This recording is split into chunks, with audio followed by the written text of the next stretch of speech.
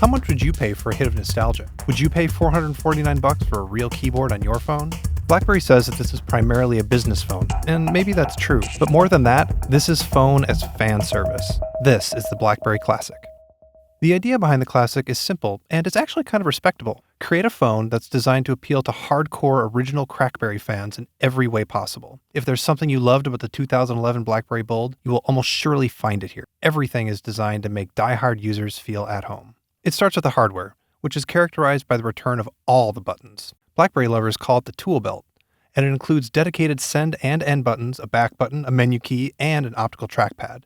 None of them are actually necessary. They're all functions that have been replaced by touchscreen gestures and by touchscreen buttons. And on BlackBerry 10, a lot of those gestures are actually kind of finicky, so having these buttons does speed things up a bit. And then there's that optical trackpad, which is a hilarious mouse-like throwback that feels completely vestigial, until you figure out you can use it to do some really neat multi-select tricks in your inbox.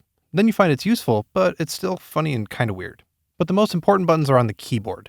The keyboard is just great. It's fast and clicky and responsive, and just plain satisfying in a way that glass never is. You could get into the minutia of whether this variant of the Bold or the Curve is a better one, but whatever. There's nobody else even bothering to make keyboards right now, so this is as good as it gets.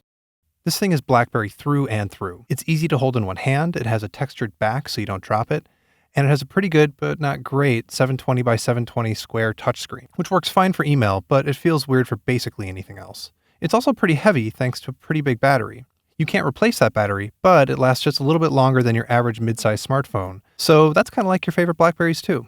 There's one more thing from yesteryear that you'll find on the BlackBerry Classic, the processor. It's dated, and combined with some software issues, it makes the Classic feel a little bit like it's a weird mix of fast when you're doing email and slow everywhere else. That's a legacy of the old BlackBerries that I wish they'd left behind. And one more terrible legacy, really bad cameras. The 8-megapixel shooter is so slow that I missed more shots than I could make. The software on the BlackBerry Classic is kind of all over the place. It's at version 10.3.1, and that means that BlackBerry has spent the past couple of years layering on every possible feature request from its hardcore keyboard shortcut customers. They're everywhere, and though you don't absolutely need to know all those shortcuts, if you take the time to learn them, you can do all sorts of neat tricks. But even if you don't, having a keyboard around just speeds up other things. From the home screen, you can type to bring up the BlackBerry Assistant, which is sort of like Siri, but a little bit better in some ways. And you can type at it instead of talking at it. Actually, you can do either, because who talks anymore? Actually, I guess some people do, and luckily for them, call quality in the Classic is pretty great. But back to the software, because at the end of the day, it's just not good enough for anybody but the hardest of hardcore BlackBerry fans. There are a few good ideas here, but there are also just too many compromises. There's still 2 different app stores, one for BlackBerry software and Amazon for Android software. But that means you won't get the apps you want, and even when you do, they're either out of date or they're just painfully slow and buggy on the BlackBerry Classic. BlackBerry says that this is primarily a business phone, and maybe that's true.